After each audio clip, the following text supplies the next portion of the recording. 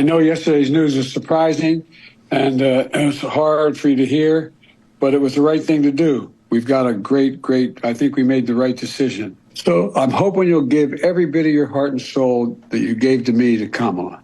In a surprise cameo at a Harris campaign event, President Biden has broken his silence by making his first public remarks since formally announcing that he would not seek re-election and endorsing Vice President Harris.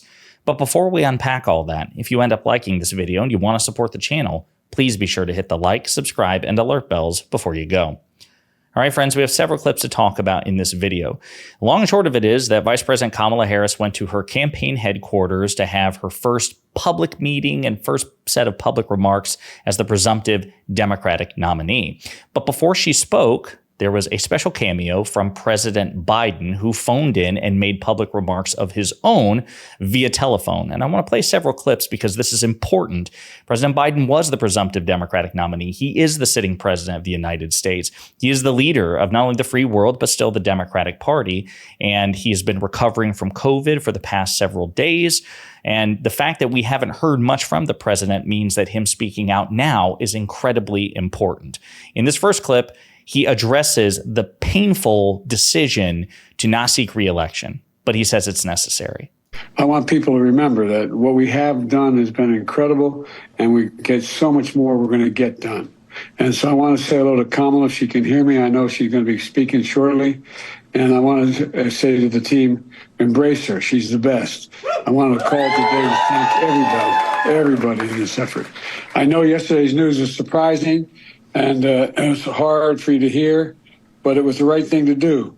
I know it's hard because you poured your heart and soul into me to help us win this thing, help me get this nomination, help me win the nomination, and then go on to win the presidency. But, you know, you're an amazing team, but we've got a great, I think we made the right decision. I know how hard you've worked, how many sacrifices you made. And so many of you uprooted your lives for me, and the kind of commitment few people make for anything these days, but you made it. And I've been honored and humbled. I mean this from the bottom of my heart. My word is a Biden, that for all you've done for me and my family. And it's huge. Okay, it's huge. The fact that he is addressing, I believe he's going to make a formal address to the nation that seemed to be indicated in his letter when the letter that he posted on Twitter, formally announcing that he wouldn't seek re-election. He signaled that he would be making public remarks. I doubt this is what he was talking about. This is kind of like an impromptu cameo to kind of hype the vice president up. But of course, he had to address the elephant in the room, that it was a hard decision. It was a surprise to so many people. But he says it's necessary. And he doesn't sound devastated. He still sounds a bit sick from COVID. But he seemed, you know, I genuinely believe it when he says that he has been convinced that this is the right decision, even if he still thinks he could defeat Donald Trump in the race. The fact of the matter is that there was polling to suggest that, a majority of Democrats did not share his confidence. So he made the right decision for the country and put his personal confidence and his personal ambition aside. Another clip. The name has changed at the top of the ticket, but the mission hasn't changed at all. And by the way, I'm not going anywhere. I'm going to be out there in the campaign with her, with Kamala. I'm going to be working like hell, both as a sitting president, getting legislation passed, as well as in campaigning. You know, what we still need to save this democracy. And Trump is still a danger to the community. He's a danger to the nation. And just ask my foreign policy colleagues, my counterparts, and other people around the world and at home. He's right. The threat posed by Donald Trump remains. Donald Trump still is an existential threat to the ongoing democracy of the United States. I'm not saying that in all probability he will be able to enact his terrible agenda. There's still a good chance, 50% chance basically, that he loses the upcoming election. But it is important to call Donald Trump for what he is and to take the threat seriously. And as President Biden suggested in that clip, and I think he's going to suggest in this clip as well, he's still the sitting president. He's still the most powerful man on earth. He will serve out the remainder of his term, which is about 6 months, and there's quite a bit of work left to be done. Now, legislatively, this is going to be a challenge because, of course, you have MAGA Republicans in control of the House of Representatives, and they are unwilling to work with the president on like 99.9% of issues because they don't want to give the Democrats a win in an election year. It's pure cynical politics. But you also consider the foreign affairs situation the two foreign wars that the United States is materially involved with. We don't have boots on the ground. We are not belligerents in the war, but we are helping manage these crises. And imagine what the president, with all his foreign policy expertise and the team at his disposal, now he can dedicate 100% of his energy to trying to wrap up these foreign wars, to address the humanitarian issue in Gaza. Benjamin Netanyahu, the very corrupt Israeli prime minister, is actually slated, I believe, in the next couple of days to speak to the United States Congress. So there's a possibility here that President Biden could go out truly on a high note in terms of ending his presidency by making serious strides in terms of helping Ukraine resist Russia's war of aggression, and also, again, the humanitarian crisis going on with the ongoing the ongoing war between Israel and Hamas, which has incurred an enormous humanitarian cost and has been a major impediment to President Biden politically as well. Imagine, maybe we could get a ceasefire if the Biden administration is even more focused on running the country as opposed to campaigning. I mean, well wishes, right? This is just pure wishing on my part, but it's possible.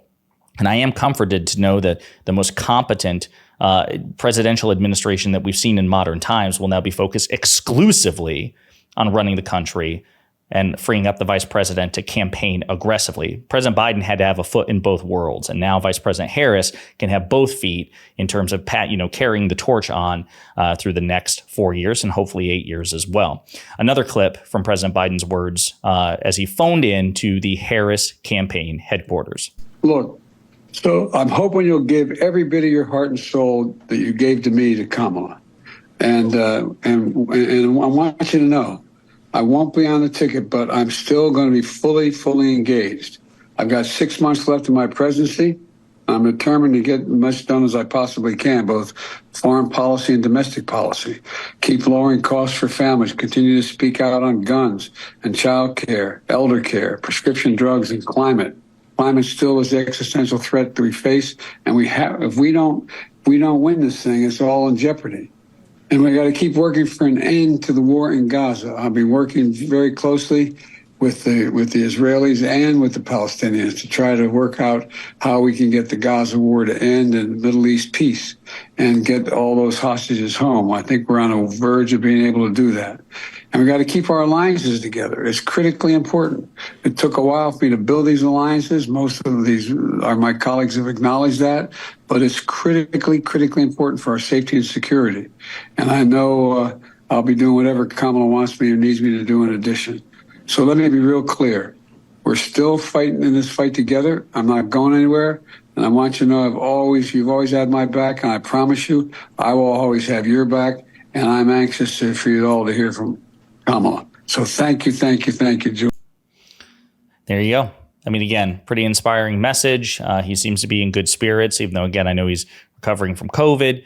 This is important. There are serious gains that may yet be had in terms of responsible governance from the Biden administration. I do want to play a clip of what the vice president had to say following President Biden's, again, surprise cameo. But before I do that, I actually want to roll the clock back to earlier today, before this phone call from President Biden, before this meeting. Vice President Harris gave her first public remarks earlier today at the White House. And as part of those comments, she addressed President Biden's legacy, his record of accomplishment. I do think this is important to emphasize as well. And then we will get to a pretty brutal clip of the vice president going after convicted felon Donald Trump. And I wanted to say a few words about our president. Joe Biden's legacy of accomplishment over the past 3 years is unmatched in modern history. In one term, he has already, yes, you may clap.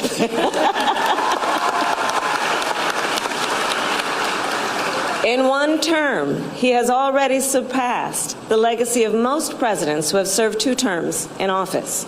And I first came to know President Biden through his son, Beau. We worked together as attorneys general in our states. So, and she goes on, a very nice anecdote describing her relationship with President Biden's late son, Beau Biden. The reason that I wanted to play that clip, and she kind of echoes similar remarks later on, but not the clip I'm about to show you, is I do think it's important to remember President Biden does have, just objectively, especially with respect to domestic policy, the best legislative and executive record of any modern president, arguably since President Roosevelt, President Franklin Delano Roosevelt, and if not Roosevelt, then President Lyndon Baines Johnson, LBJ, right? Even President Obama, President Clinton, they had enormous accomplishments under their belt, but they were simply no match for what President Biden has gotten done in one 4-year term, with enormously motivated opposition from a bad faith Republican Party and razor-thin majorities in 2 chambers of Congress and an unsympathetic Supreme Court. Despite all of those hurdles, Biden surpassed my expectations. I thought he was being enormously naive when he said, I'm going to get a lot done bipartisanly. I'm like, oh, okay, Joe, come on. Do you learn nothing from your time as President Obama's vice president? And he proved me wrong, right? He wasn't as successful bipartisanly as I think he expected to be, but he was certainly more bipartisanly successful than I ever thought he could be. The American Rescue Plan, the CHIPS and Science Act, the Inflation Reduction Act, the Bipartisan Infrastructure Law, the Bipartisan Safer Communities Act, the PACT Act, major keystone elements of domestic policy, which is going to sweepingly change infrastructure, manufacturing, presiding over the creation of 15 million jobs, the COVID pandemic vaccine rollout and the management of the pandemic. It just goes on and on and on. It's incredible what he got accomplished. And also it's important because the vice president can also lay claim to these accomplishments as well. She was his second in command. She was the last person. That was what he said when he was looking for a vice president, the first person he would talk to about issues and the last person to leave the room other than him. So she has been his advisor and his companion every step in the way with respect to implementing this incredibly prodigious domestic policy. Now, with all that in mind, I want to play one clip here of Vice President Harris speaking after President Biden phoned in and making the case pretty decisively against Donald Trump. So in the days and weeks ahead, I, together with you, will do everything in my power to unite our Democratic Party, to unite our nation, and to win this election. You know, as many of you know, before I was elected as vice president, before I was elected as United States Senator, I was the elected Attorney General, as I've mentioned, of California. And before that, I was a courtroom prosecutor. In those roles, I took on perpetrators of all kinds.